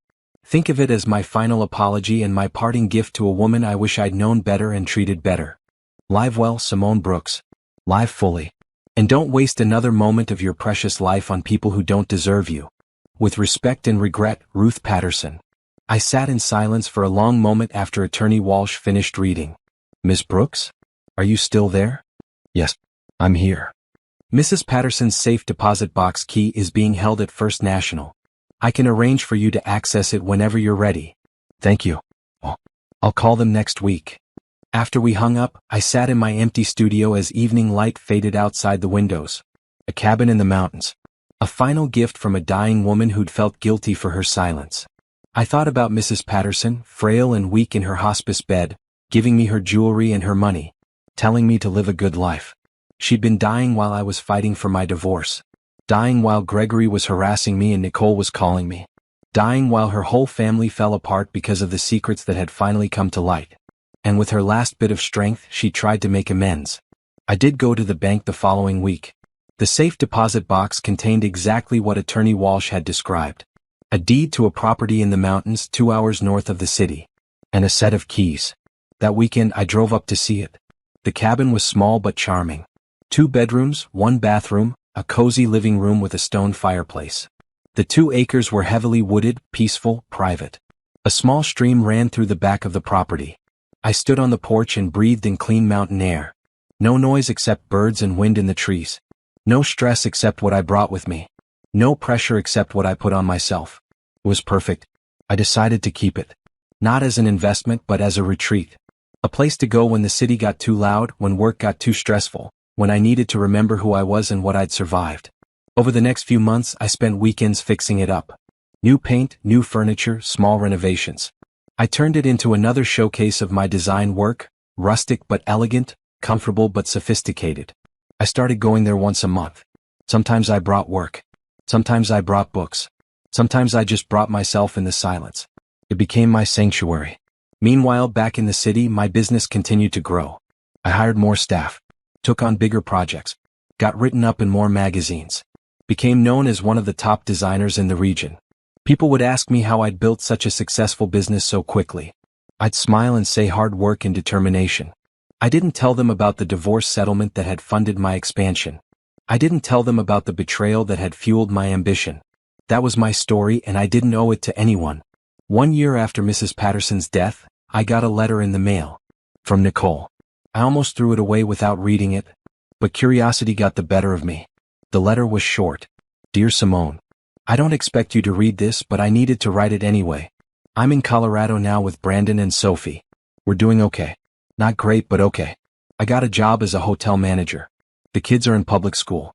We're building a life that's honest and real, even if it's harder than what we had before. I wanted you to know that I'm sorry. I know I've said it before, but I mean it more now than I did then. I understand better now what I took from you. Not just your husband or your money, but your trust. Your sense of security. Years of your life that you can never get back. I was young and stupid and selfish. I believed Gregory's lies because I wanted to believe them. I let myself think that what we had was love when it was really just deception and convenience. My mother's death changed me. Reading her letter to you, hearing about the gift she left you, made me realize how much damage I'd caused. Not just to you, but to everyone involved, including my own children. Brandon asks about his dad sometimes. I don't know what to tell him. The truth is too complicated for an 8-year-old. But I don't want to lie to him the way I've lied about so many things. I'm trying to be better. Trying to teach my kids about honesty and integrity and treating people with respect. Trying to be the kind of person my mother hoped I could be. I don't expect forgiveness. I don't expect a response. I just wanted you to know that I think about you sometimes. I hope you're happy. I hope you built a good life. You deserve that. Nicole. I read the letter twice, then put it in a drawer with all the other documents from this chapter of my life. Letters from Gregory. Court papers. Settlement agreements. All of it filed away, part of my history but not my present. I didn't respond to Nicole. What would I say? I didn't forgive her. I wasn't sure I ever would. But I also didn't hate her anymore. I'd moved past anger into something closer to indifference. She was a chapter I'd closed. Gregory was a chapter I'd closed. All of it was behind me now. Ahead was just possibility. Just potential. Just the life I was building, one choice at a time. And that felt like the sweetest victory of all. 2 years after my divorce, my life looked completely different. My design firm had 2 locations and 12 employees. We'd been featured in 5 national magazines. I'd spoken at 3 industry conferences. I had a waiting list of clients that stretched for months. I'd also started teaching part-time at the local design school. 1 class a semester, sharing what I'd learned with students who reminded me of myself at that age. Ambitious, talented, hungry for success. Don't let anyone make you feel like you need to choose between career and personal life, I told my students one evening. Build the life you want first. Everything else will follow. A young woman in the front row raised her hand. But what if what we want changes? What if we build something and then realize it's not right? Then you rebuild. That's the beauty of it. Nothing is permanent. You're allowed to change your mind, change directions, change your entire life if that's what you need. Just make sure you're making choices for yourself, not for someone else. After class, the same student approached me. Can I ask you something personal? You can ask. I might not answer. You don't wear a wedding ring. Are you divorced? I am. Do you regret it? I thought about that question. Did I regret divorcing Gregory? Did I regret the 12 years I'd spent with him? Did I regret any of it? I regret the time I wasted on someone who didn't value me, I said honestly. But I don't regret leaving. That was the best decision I ever made. How did you know it was time? Someone showed me the truth. And once I saw it, I couldn't unsee it. I had to choose between living a comfortable lie or facing an uncomfortable truth. I chose truth. It was hard. It hurt. But it set me free. The student nodded thoughtfully. Thank you. For being honest. Good luck with your final project. Outside, the evening was mild and pleasant. I walked to my car, enjoying the spring air. My phone buzzed with a text from Tasha. Wine night at my place. You coming? Absolutely. Be there in 30. Wine nights with my friends had become a regular thing. Once a week, we'd gather at someone's house, drink wine, eat good food, and talk about everything and nothing. That night, the conversation turned to relationships. So, Simone, Tasha said, refilling my glass. It's been 2 years. Have you thought about dating? I've been getting this question a lot lately. From friends, from family, even from clients who wanted to set me up with their sons or brothers or divorced friends. I've thought about it, I admit it, and I'm not opposed to the idea. But I'm also not actively looking. Something happens, great. If not, I'm perfectly happy on my own. You need to get out there, Rachel insisted. Put yourself on a dating app. Let us set you up. Something. What? So I can waste time on awkward dinners with men who aren't right for me? I'm good, thanks. But don't you want companionship? Candace asked. Someone to share your life with? I have people to share my life with. You all. My family. My students. My clients. I'm not lonely, Candace. I'm content. And I was genuinely content in a way I'd never been when I was married. I had work I loved, friends who supported me, family who cared about me, and complete freedom to live my life however I chose. Did I sometimes wish I had someone to share dinner with? Sure. Did I occasionally feel lonely in my big house? Sometimes. But those moments were rare and fleeting, nothing compared to the constant underlying dissatisfaction I'd felt with Gregory. That said, I wasn't completely closed off to the possibility of meeting someone.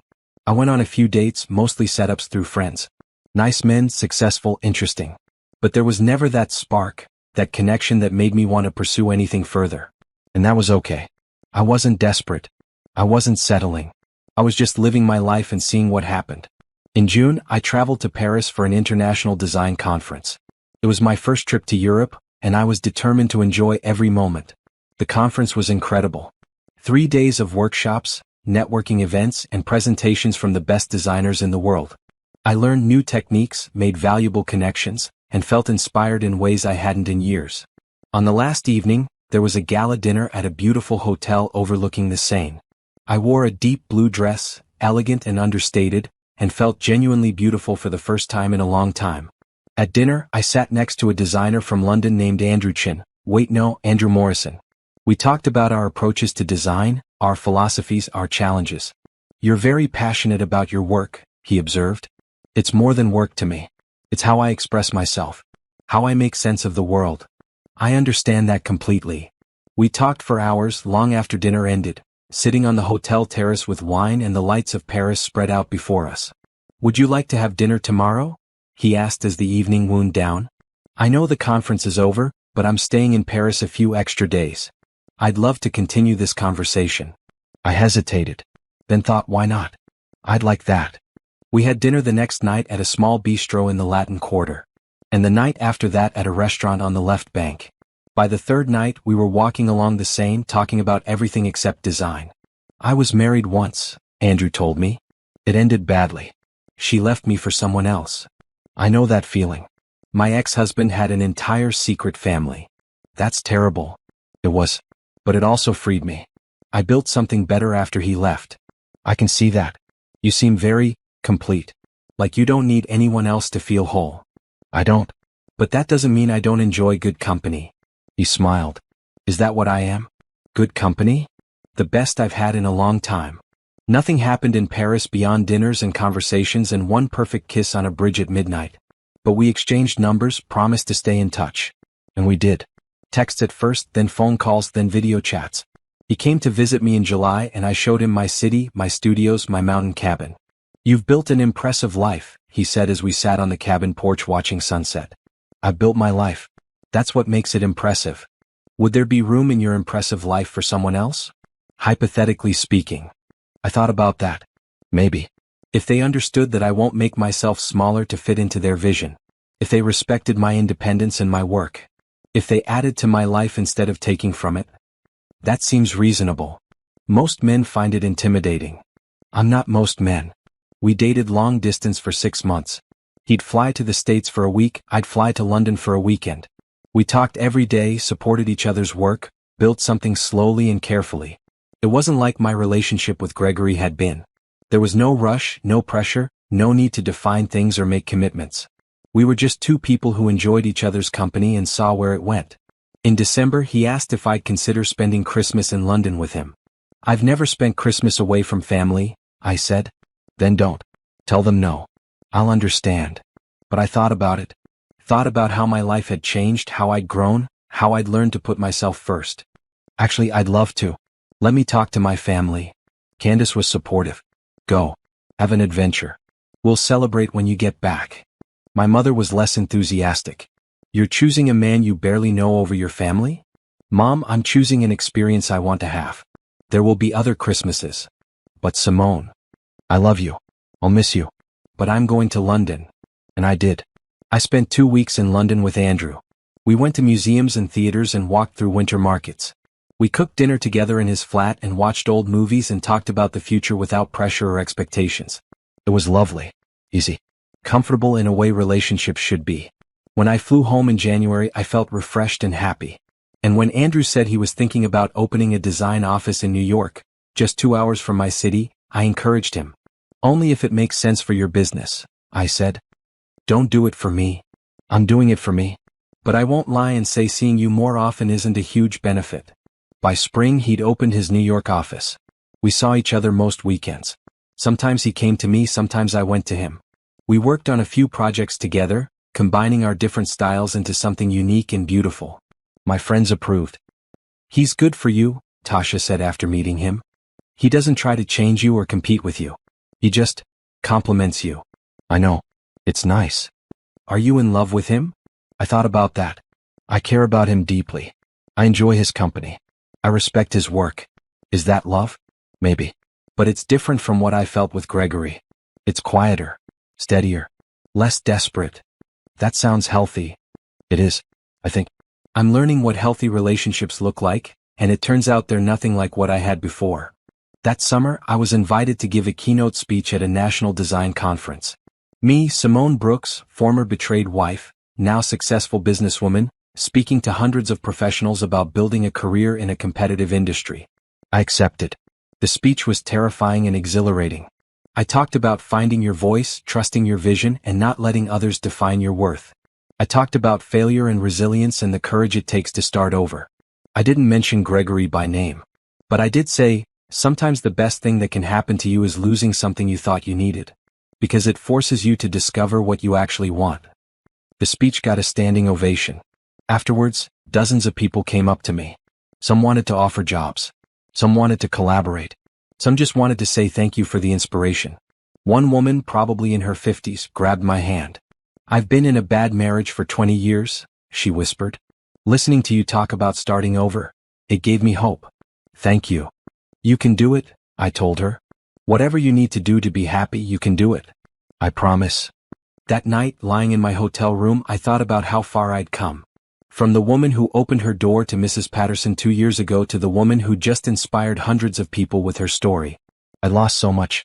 A husband, a marriage, years of my life, money, trust. But I'd gained so much more.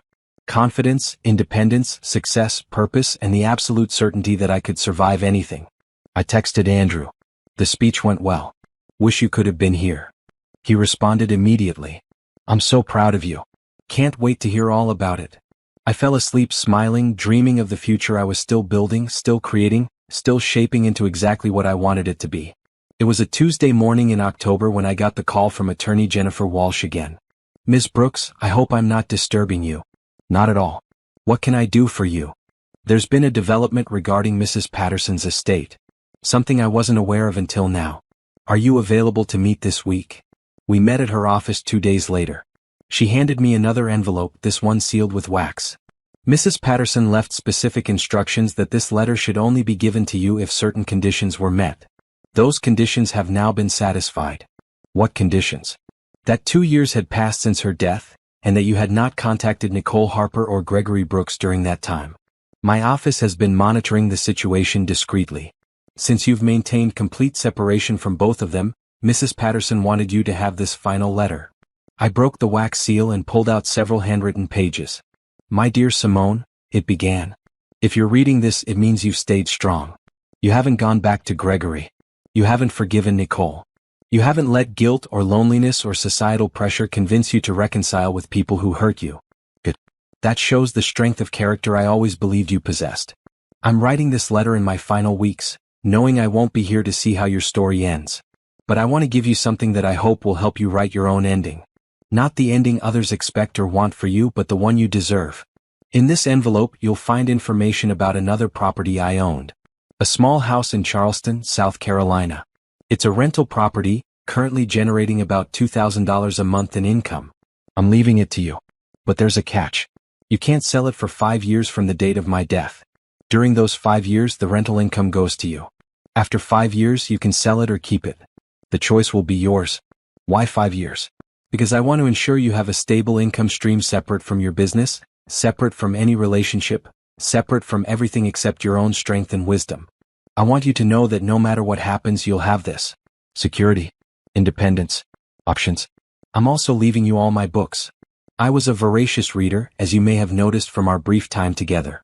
I have first editions, rare copies, beautiful collections. I want you to have them. Build a library in that mountain cabin. Surround yourself with stories of strong women who survived, who thrived, who refused to be diminished. Finally, I want to tell you something I didn't have the courage to say when I was alive.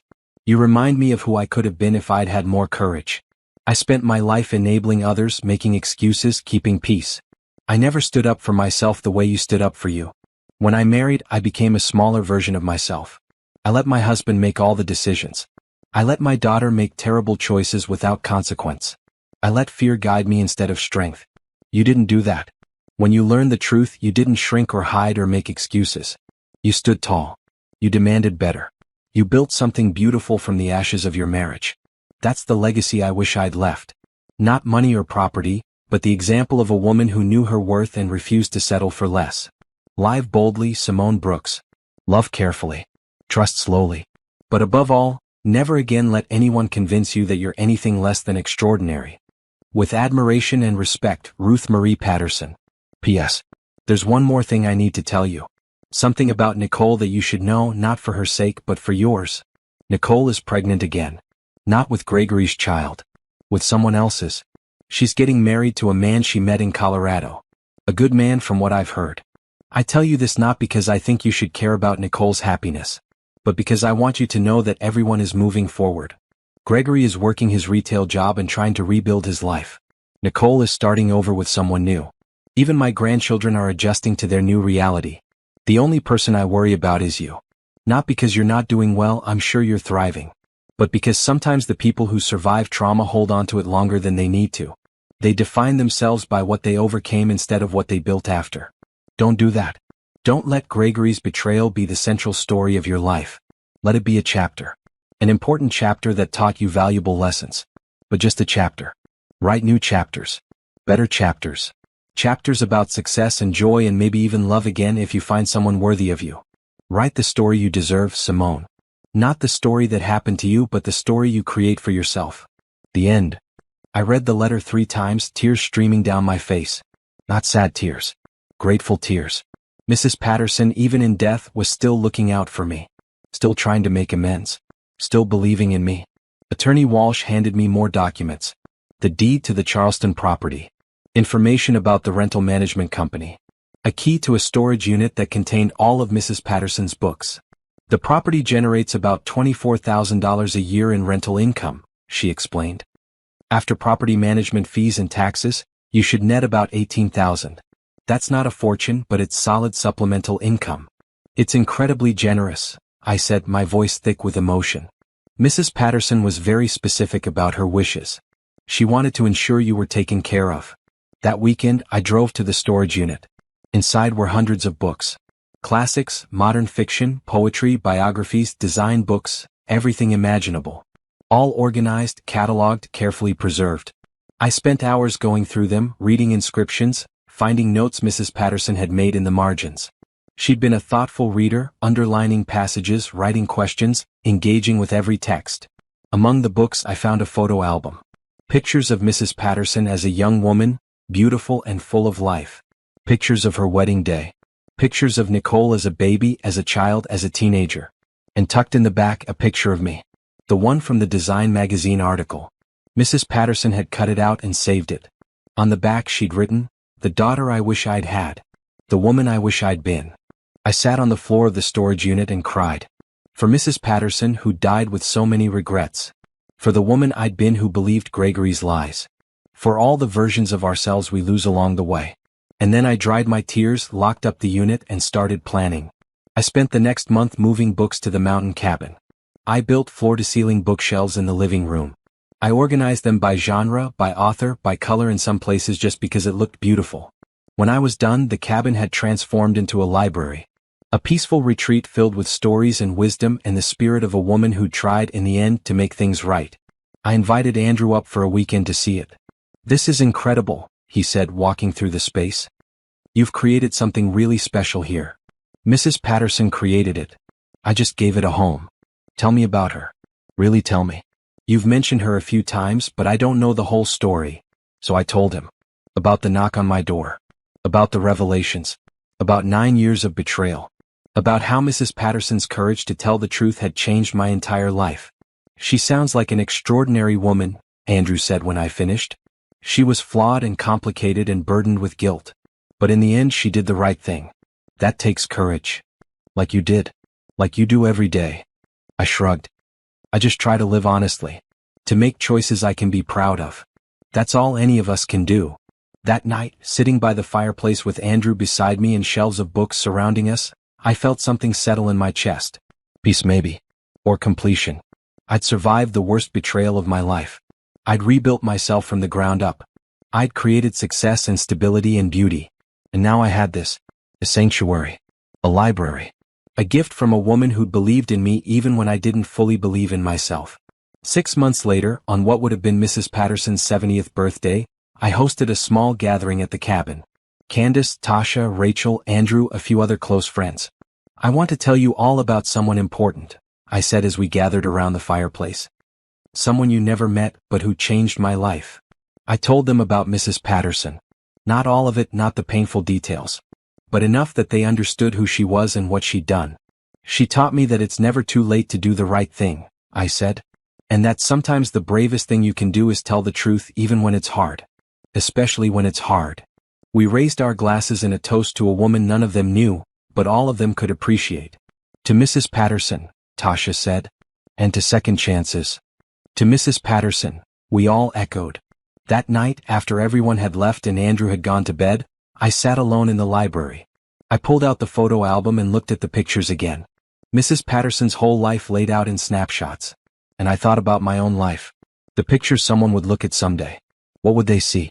They'd see a woman who survived. Who built something from nothing. Who refused to be defined by what happened to her. They'd see a successful businesswoman. A teacher. A friend. Maybe, someday, someone's partner. They'd see someone who lived fully, loved carefully, and never settled for less than she deserved. That's what Mrs. Patterson had wanted for me. That's what she'd sacrificed her peace of mind to give me. And I was determined to honor that gift by living the best life I possibly could. I closed the photo album, turned off the lights, and climbed the stairs to bed. Tomorrow I had a client meeting. Next week, a lecture at the design school. Next month, a trip to Italy with Andrew. Life was full. Life was good. Life was exactly what I'd made it. And I owed that, at least in part, to an old woman with cancer who knocked on my door one Tuesday afternoon and told me a truth I needed to hear. Thank you, Mrs. Patterson. Thank you for everything. 2 years after Mrs. Patterson's death, 4 years after my divorce, I sat in my penthouse office overlooking the city and realized I'd built everything I'd ever wanted. My design firm had expanded to 4 locations across 3 states. I'd been featured on the cover of Interior Design magazine. I'd won awards, spoken at conferences around the world, and built a reputation as one of the top designers in the country. My personal life was equally fulfilling. Andrew and I had been together for almost 3 years. We'd found a rhythm that worked for both of us. He had his business in New York, I had mine here. We spent weekends together, took trips when we could, and supported each other's ambitions without trying to merge our lives into one. It wasn't traditional. My mother still asked when we were getting married. But it worked for us, and that was all that mattered.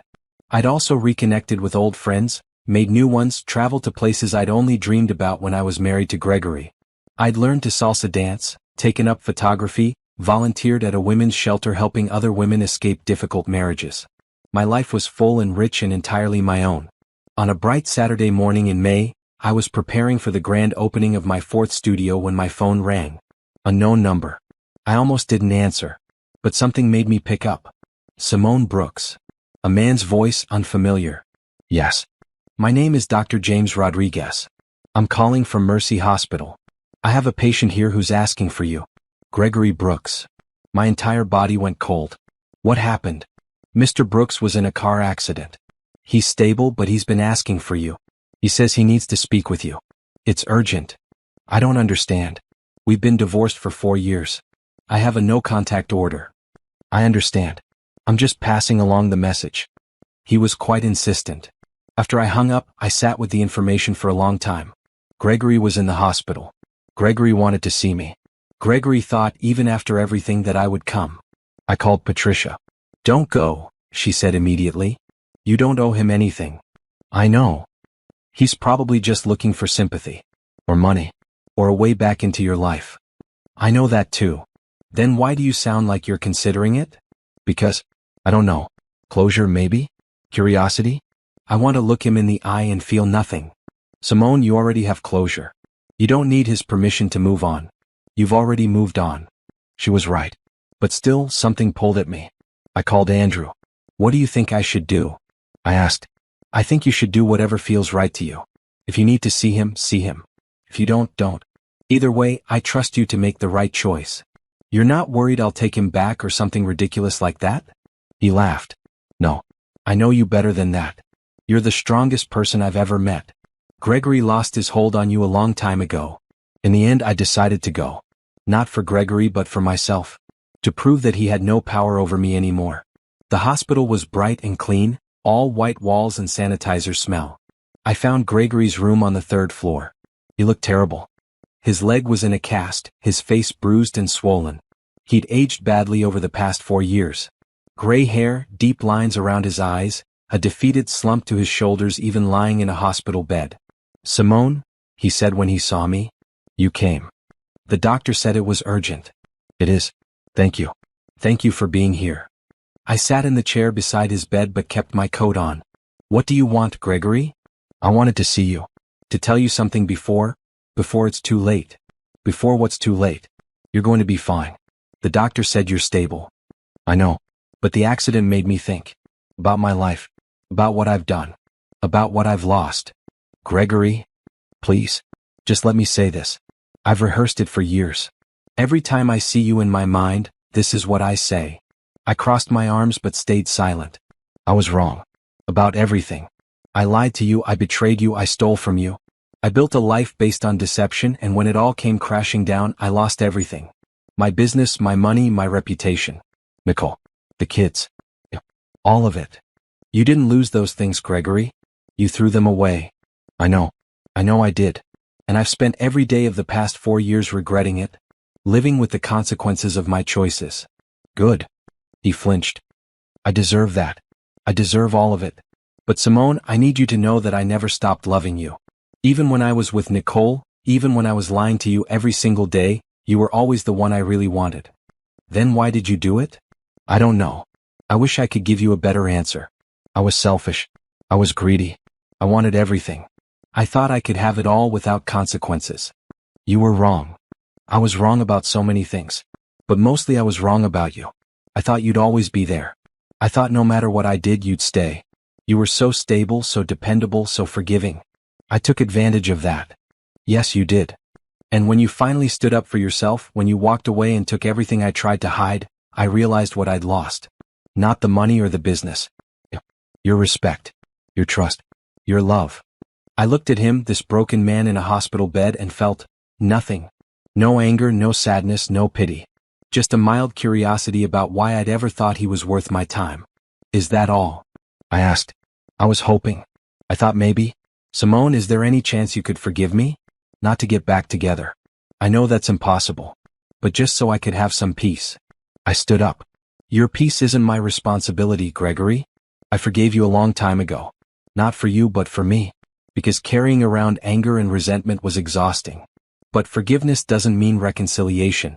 It doesn't mean friendship. It just means I've let it go." "Have you? Really?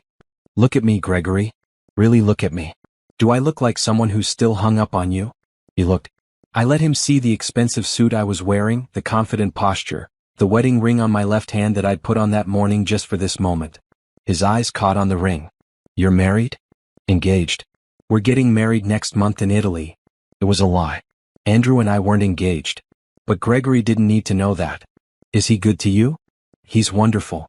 He respects me. He supports my career. He's honest with me. Everything you weren't. I'm happy for you. I mean that. You deserve someone who treats you well." "I know I do. That's why I didn't settle for less this time." I walked toward the door, then stopped and turned back. "Gregory, I hope you find peace. I hope you rebuild your life into something you can be proud of. But I won't be part of that process. This is the last time we'll see each other. I need you to accept that. I understand. And Simone, thank you for coming here, for giving me a chance to say what I needed to say, and for building the life you deserve. I'm sorry I wasn't part of it. I left without responding. In the hospital parking lot, I called Andrew. How did it go? He asked. It was fine. Actually, it was perfect. I looked at him and felt absolutely nothing. Good. That's good. Andrew? Yeah. Want to get married? Silence. Then, are you serious? I don't know. Maybe. I told Gregory we were engaged. It seemed like a good way to make the point that I've moved on. But as I was saying it, I realized I wouldn't actually mind if it were true. He laughed. Is that the most romantic proposal you could come up with? Probably not. But it's honest. I don't need marriage. I don't need a piece of paper to validate our relationship. But if you wanted to, I wouldn't be opposed. Let me think about it. And maybe next time we discuss marriage, we should both be in the same location. Fair enough. 3 weeks later, Andrew surprised me with a weekend trip to the mountain cabin. We hiked, we read books from Mrs. Patterson's library, we talked about our futures. On the last evening, as we sat on the porch watching the sunset, he pulled out a small box. I thought about your proposal, he said. The incredibly unromantic one you gave me from a hospital parking lot. Oh God, you're never letting me live that down, are you? Never. But here's my response. He opened the box. Inside was a simple silver ring with a small sapphire. I don't need marriage either, he said. I'm happy with exactly what we have.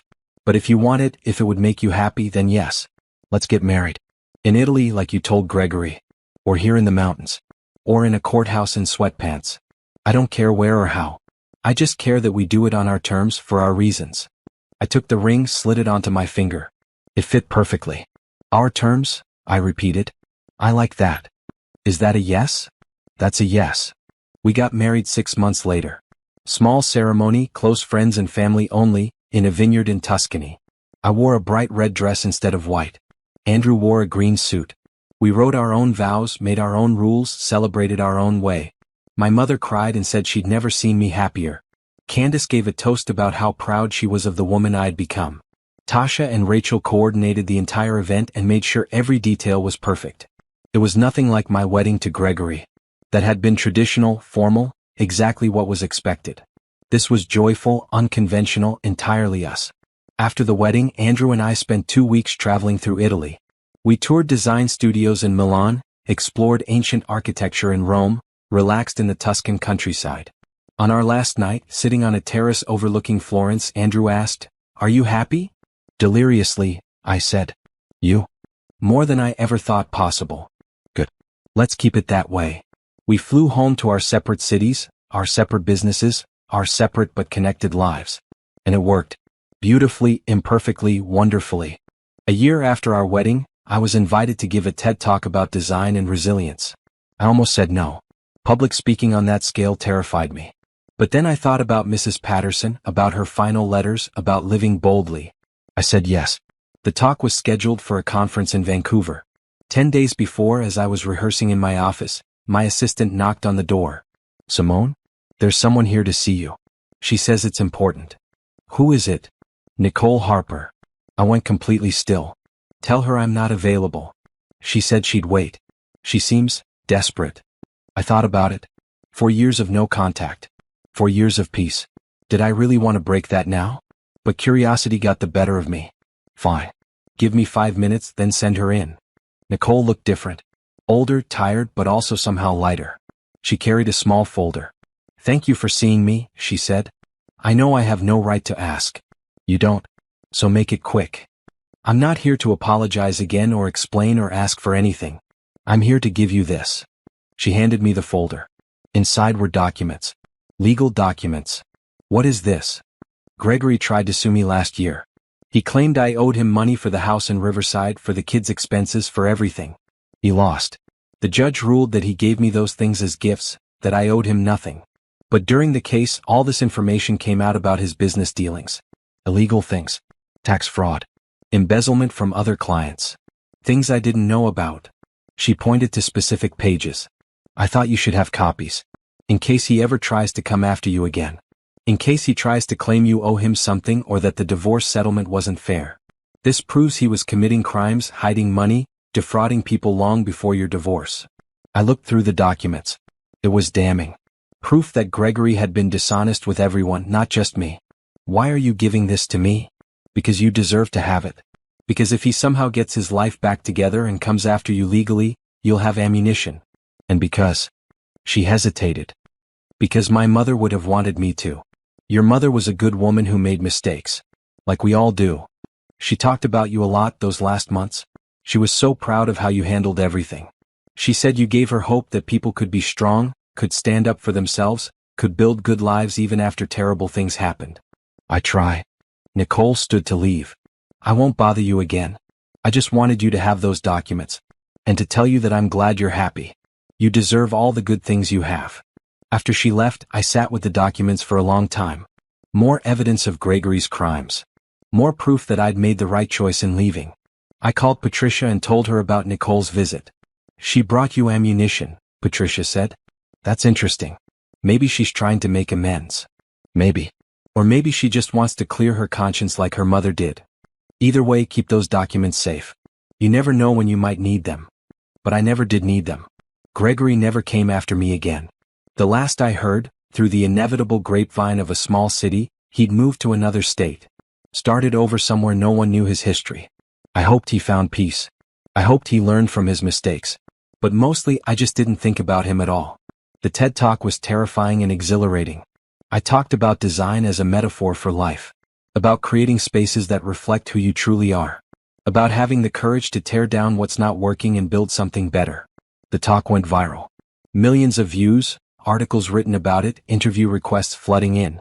My business exploded.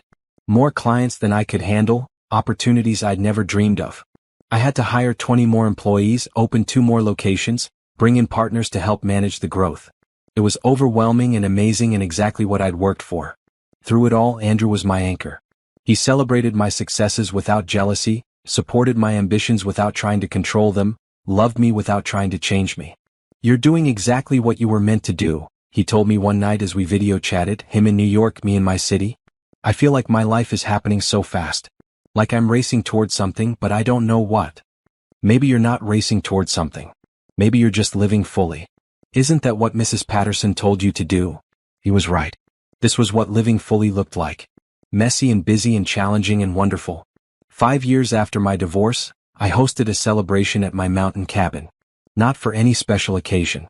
Just to gather the people I loved and celebrate the life I'd built. Candace and Tasha and Rachel were there. Andrew, of course. My mother, who'd finally accepted that my life didn't look like hers and that was okay. My design team, my students, my friends. We ate good food, drank good wine, told stories and laughed until we cried. As the evening wound down, I stood on the porch and looked at the library through the window. All those books, Mrs. Patterson's legacy, glowing softly in the lamplight. Andrew came out and stood beside me. What are you thinking about? He asked. About how much has changed. How different my life is now from what I thought it would be. Is that good or bad? Good. Definitely good. I just wish Mrs. Patterson could see it. I wish I could thank her again. I think she knows. Wherever she is, I think she knows. Maybe he was right. Maybe Mrs. Patterson was somewhere, watching, seeing what her courage had made possible. I hope she was proud. I hoped she knew that her final gift, the gift of truth, had changed everything. I turned to Andrew. You know what I want to do? What? I want to set up a scholarship. For women going through divorces who want to start businesses. I want to help them the way Mrs. Patterson helped me. Give them resources, training, support. A chance to build something new. That's a beautiful idea. I'll call it the Ruth Patterson Second Chances Scholarship. She would love that. Over the next year, I established the scholarship fund. Raised money, created a program, helped 20 women in the first year. Each one with a story of betrayal, each one with the courage to start over, each one building a new life from the ashes of the old. At the first graduation ceremony, where the women presented their business plans, I gave a speech. Mrs. Ruth Patterson once told me to live a good life. A full life. To not let betrayal make me bitter or afraid. She told me I deserved better than what happened to me. And she was right. Each of you deserves better too. You deserve second chances. You deserve to build businesses and lives you're proud of. You deserve to thrive, not just survive. This scholarship exists because one woman had the courage to tell me a truth I needed to hear. And now I'm passing that gift forward to you. Take these resources. Use this training. Build something amazing. And then, someday help another woman do the same. That's how we honor the people who help us. Not by staying stuck in gratitude, but by moving forward and lifting others as we rise. The women applauded. Some cried. All of them looked determined and hopeful and ready to face whatever came next. Just like I had been 5 years ago when Mrs. Patterson knocked on my door. That night, I went home to my beautiful house. I poured a glass of wine and sat in my living room, the same room where I'd learned about Gregory's betrayal all those years ago. I thought about that woman I'd been. Shocked, devastated, lost. And I thought about the woman I'd become. Strong, successful, free. The journey between those two versions of myself had been hard. Painful. Terrifying at times. But it had also been necessary. Transformative. Worth every difficult moment. I raised my glass to empty air. Thank you, Mrs. Patterson. For everything. For the truth. For the gifts. For believing I could handle it. You changed my life. I hope I'm making you proud. Somewhere I like to think she was smiling.